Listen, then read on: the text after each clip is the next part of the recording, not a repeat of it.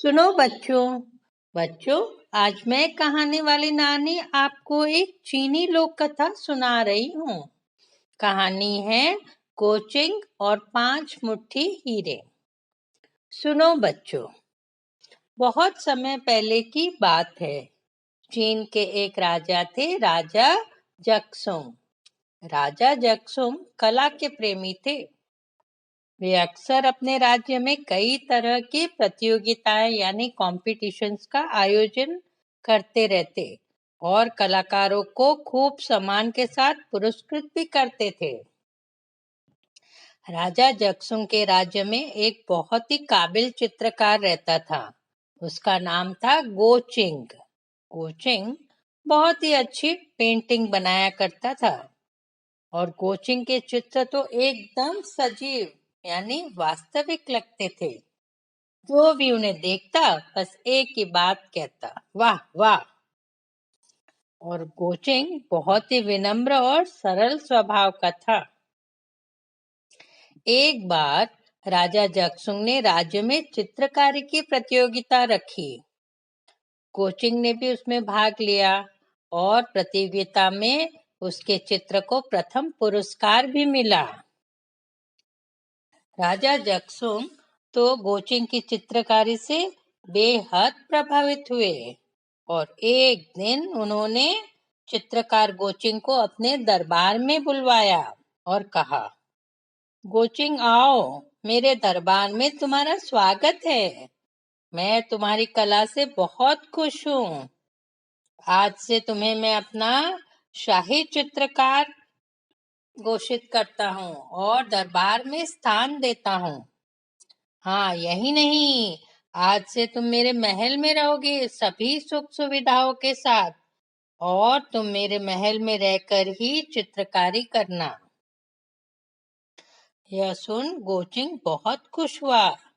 विनम्रता और सरलता से उसने सिर झुका लिया और कहा, महाराज, आपका बहुत बहुत धन्यवाद मुझे यह सम्मान सुख सुविधा देने के लिए। अब कोचिंग राजा जक्सुंग के महल में ही रहने लगा। अब वह महल में रहकर चित्रकारी करने लगा और कुछ दिनों में पूरे महल में कोचिंग के खूबसूरत चित्र लगे थे। जो भी उन चित्रों को देखता देखता ही रह जाता।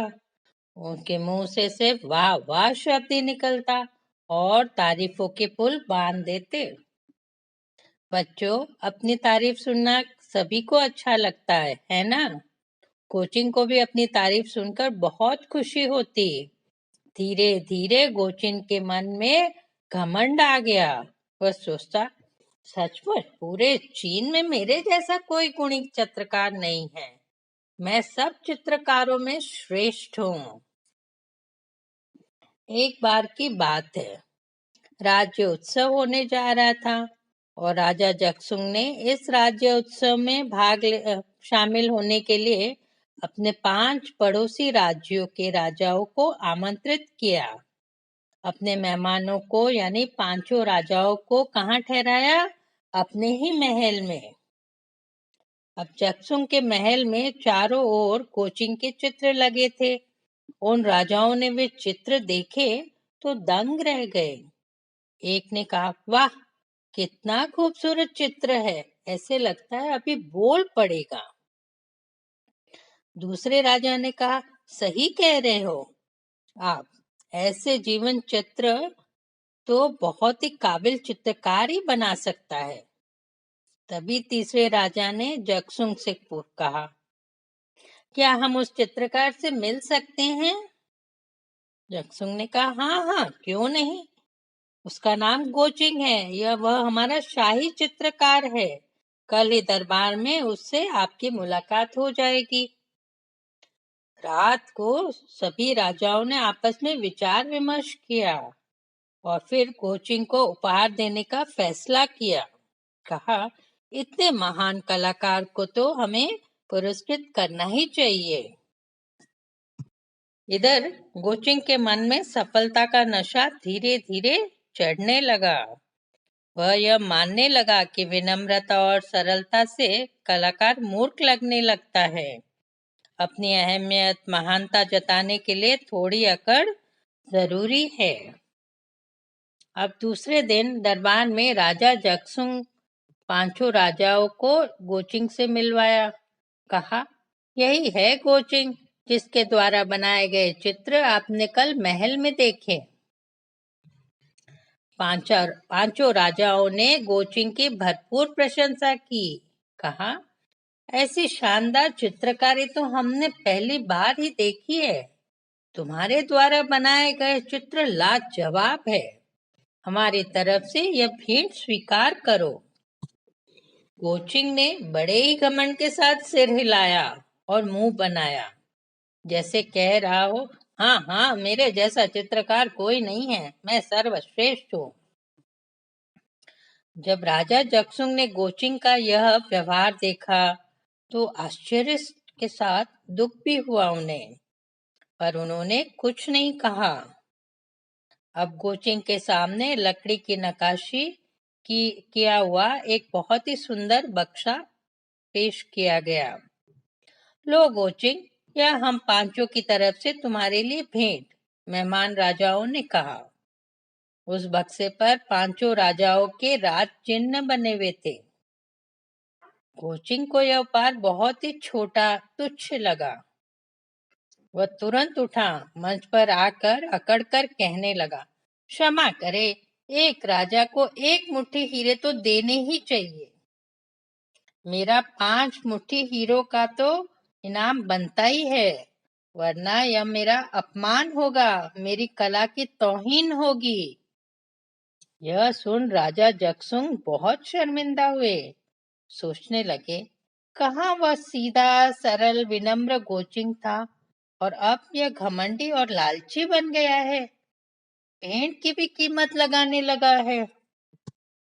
राजा जगतसिंह गोचिंग से कुछ कहते इससे पहले ही उन राजाओं ने वह बक्सा खोला और हंसते हुए 5 मुट्ठी हीरे नाप कर गोचिंग को दे दिए। अब गोचिंग की तो बोलती ही बंद हो गई। वह हक्का बक्का रह गया, सन्नाटे में आ गया। क्यों? क्योंकि असल में उस बक्से में कम से कम 50 मुट्ठी हीरे थे। हीरो से वह बक्सा ठसाठस भरा हुआ था। यह देख राजा जगतसिंह संतुष्ट हुए। उन्हें अच्छा लगा कि चलो, गोचिंग को अब सबक मिल गया है। गोचिंग के भाग्य में काफी कुछ था, पर अपनी अकड़ और लालच की वजह से अपनी किस्मत को ही ठोकर मार दी। और गोचिंग, उसका सिर शर्म से झुक गया और उसे अपने गलती का एहसास हुआ, पछतावा होने लगा। उसने राजा जगतसिंह का महल छोड़ दिया। बच्चों, इसीलिए कहते हैं, लालच बुरी बला। लालच और घमंड की वजह से ही गोचिंग को 50 मुट्ठी हीरो की जगह सिर्फ 5 मुट्ठी हीरे मिले और शर्मिंदगी भी उठानी पड़ी, महल छोड़ना पड़ा। तो बच्चों, हमें सरल और विनम्र बनना चाहिए, घमंड और लालच से दूर रहना चाहिए। तो बच्चों, कैसी लगी ये कहानी? हाँ, ऐसी और कई मजेदार कहानियाँ आप मेरे YouTube चैनल www.youtube.com/कहानी वाली नानी पर सुन सकते हो। सब्सक्राइब कर बेल बटन जरूर दबाना ताकि आप मेरी कोई भी कहानी मिस ना करो। कहानी अच्छी लगे तो लाइक बटन दबाना और कमेंट भी भेजना।